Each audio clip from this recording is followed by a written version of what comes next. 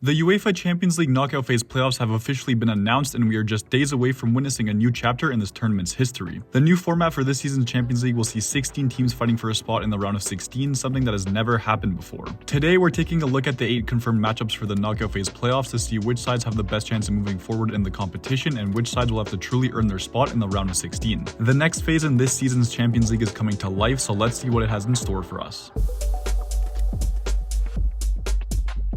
The first matchup that we need to talk about is the all-French clash between Brest versus PSG. Now, on paper, there is no denying that PSG are the clear favorites in this tie. Out of the last 20 matches that these two sides have played out, the Parisian outfit have come away with a staggering 18 wins and 2 draws, while Brest haven't managed to topple the French giants. But this doesn't necessarily mean that Brest are down and out before a ball has even been kicked. Brest had a solid start to the league phase, but just 1 win and 3 losses in their last 4 matches brought a rapid halt to their momentum. Nevertheless, Brest could certainly put up a fight at this point in the tournament, considering anything less than perfection will send them home. This shouldn't come as a shock to anyone, but I'm predicting a 1-1 draw in the first leg, followed by a dominant 3-0 win at home for PSG, giving the Parisian side a 4-1 win on aggregate. Moving over to the next fixture that sees Juventus face off against PSV Eindhoven, this tie could certainly surprise a few people. Juventus are having a very average season in their domestic league, and their Champions League performances have been subpar to say the least. With just 12 points from 8 games and 9 total goals, Juventus are struggling to play an exciting, fast-paced style of football that will be necessary to beat PSV. On the other hand, the Dutch side have managed to win 4 out of their 5 last games, which includes a thrilling 3-2 victory over league leaders Liverpool. PSV don't have much to lose in this matchup, while most of the pressure will be on Juventus to use this meeting as a chance to revive their season. I'm going out on a limb by saying that Juventus will manage a 2-1 victory at home in the first leg, but PSV will claw their way back to a 3-1 victory in the return fixture, giving them a 4-3 victory on aggregate.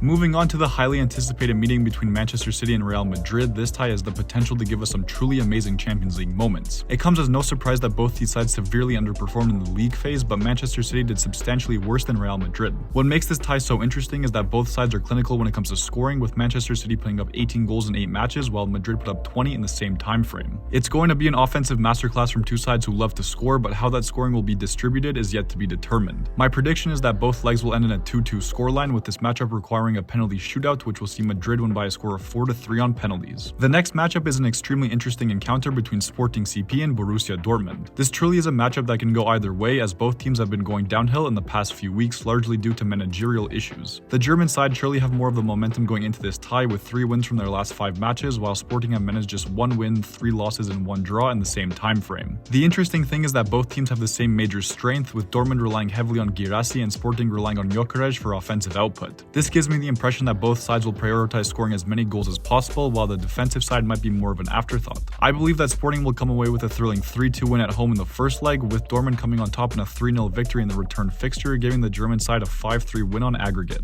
The next matchup sees Club Brugge go up against Atalanta for the first time, and it won't end well for the Belgian side. Atalanta were without a doubt one of the most fun teams to watch in the league phase, and with 20 goals for and just 6 goals against, they were clinical on both sides of the pitch. On the other hand, Club Brugge secured the 24th and final spot in the playoff round, putting up just 7 goals and conceding 11 in 8 matches. While goals for and goals against don't tell the entire story, it feels like Atalanta have a well-rounded team who know their roles and know how to win together as a group. It's going to be a thrilling 2-1 win for Atalanta in the first leg in Belgium, with a 4-1 thrashing in the return fixture in Italy, giving the Italian side a comfortable 6-2 win on aggregate. The next matchup is another tie that could go either way, which sees Monaco face off against Benfica. While this matchup may have been easier to predict after the first 4 matches in the league phase, it seems like the Portuguese side have been slightly better in the second half of the season. Benfica came out on top when these two sides met on matchday 5, followed by an incredible effort in their 5-4 loss to Barcelona and a great 2-0 win over Juventus. On the other hand, Monaco have managed just 1 win over Aston Villa since the midway point of the season, with 2 separate 3-0 losses to both Arsenal and Inter Milan. I can see the first leg of this draw finishing as a 1-1 draw in Monaco, followed by a thrilling 3-2 victory in the return fixture in Portugal, giving Benfica a 4-3 win on aggregate. The next matchup sees yet another Dutch versus Italian tie, as Feyenoord take on AC Milan.